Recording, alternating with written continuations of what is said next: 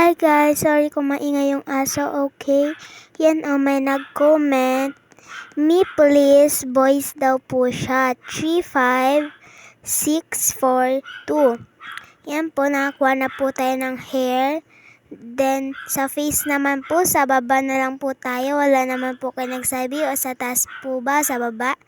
1, 2, 3, 4, 5. Yun.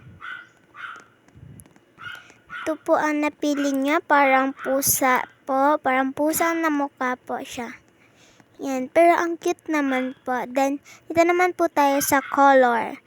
1, 2, 3, 4, 5, 6. Ito po na kulay black. Let me see. Yan, okay na siya.